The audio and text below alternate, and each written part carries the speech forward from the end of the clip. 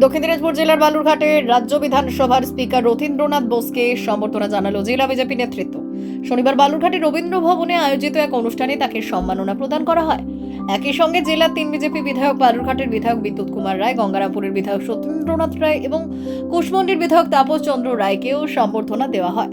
অনুষ্ঠানে উপস্থিত ছিলেন দক্ষিণ দিনাজপুর জেলা বিজেপির সভাপতি স্বরূপ চৌধুরী সহ দলের বিভিন্ন স্তরের জেলা নেতৃত্ব। এই সম্মাননা অনুষ্ঠানের পাশাপাশি জেলা বিজেপি নেতৃত্বের সঙ্গে একটি গুরুত্বপূর্ণ বৈঠকও করেন স্পিকার রথীন্দ্রনাথ বোস। অনুষ্ঠান শেষে সাংবাদিকদের মুখোমুখি হয়ে তিনি বিরোধী দলনেতাকে ঘর না দেওয়ার প্রসঙ্গে বলেন, বিরোধী দল সম্মানীয়, তাদের পক্ষ থেকে চিঠি পেয়েছি। ঘরের বর্তমান পরিস্থিতি খতিয়ে দেখে প্রয়োজনীয় সংস্কার ও উপযুক্ত ব্যবস্থা করে ঘর দেওয়া হবে।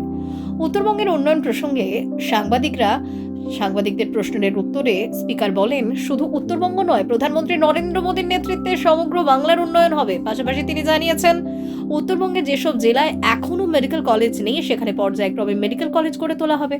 এদিন রাজ্যের মুখ্যমন্ত্রী উত্তরবঙ্গে 3টি জেলায় মেডিকেল কলেজ স্থাপনের ঘোষণা করেন।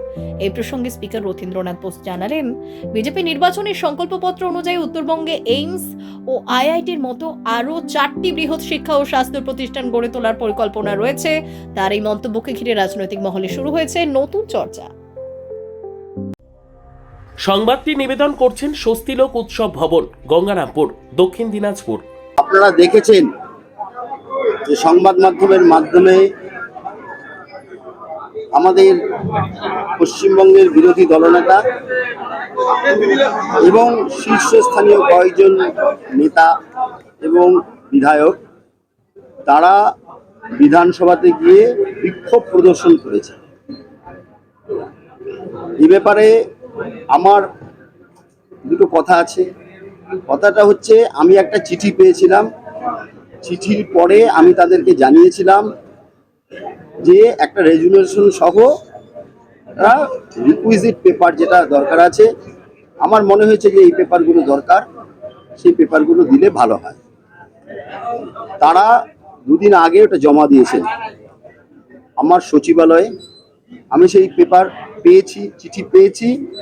চিঠি পাওয়ার পরে আমি 2-1 দিনের মধ্যে বিধানসভাতে তাদের যে ঘর দেওয়া হবে সেই ঘরগুলো কি অবস্থায় আছে না আছে আমাকে দেখতে হবে। কারণ এর আগে ঘরের অবস্থা ভালো ছিল না, বিরোধী যে এলওপির ঘর ছিল, সেই ঘরগুলো দেখে তারা খুব শীর্ষস্থানীয় সম্মানীয় নেতা বিরোধীর পক্ষে, তাদের উপযুক্ত সম্মান প্রদর্শন করে ঘরগুলো আমরা দেব এবং তার জন্য কয়েকদিন সময় লাগবে। শুধু এইটুকু আমাদের অনুরোধ যে এই বিষয়টা নিয়ে অযথা জল ঘোলা না করে সরকারের সাথে আমার সাথে যদি কোঅপারেশন করেন, আমি নিঃসন্দেহে তাদের উপযুক্ত সম্মান প্রদর্শন করে এবং ব্যক্তিগতভাবে আমি সম্মান জানাই তাদেরকে, সেই কাজটা সমাধান হবে। এইটুকুই আমার বলার। বিরোধীদের পক্ষ থেকে বলা আন্দোলনের কারণটা কি? ওনারা প্রথমে ভেবেছিলেন চিঠি দিয়েছে, আমি যে চিঠি দিয়েছি সেটা ওনারা খেয়াল করেননি কি জানি না, এটুকু বলার ছিল। পশ্চিমবঙ্গের মানুষরা মাননীয় প্রধানমন্ত্রীকে ভালোবাসেন, দুটো জিনিস আমরা পাচ্ছি এবং আমাদের আর কোনো অজুহাত থাকবে না।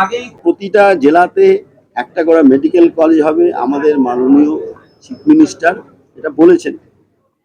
এইমস আমাদের হবে, শুধু এইমস না, 4টা ইনস্টিটিউশনাল এরকম হবে, আইআইটি হবে, আইআইএম হবে, এইমস হবে, ক্যান্সার হসপিটাল হবে। এটা সময়ই হবে, শুধু এই কদিন। ব্যুরো রিপোর্ট, উত্তর বাংলা সংবাদ।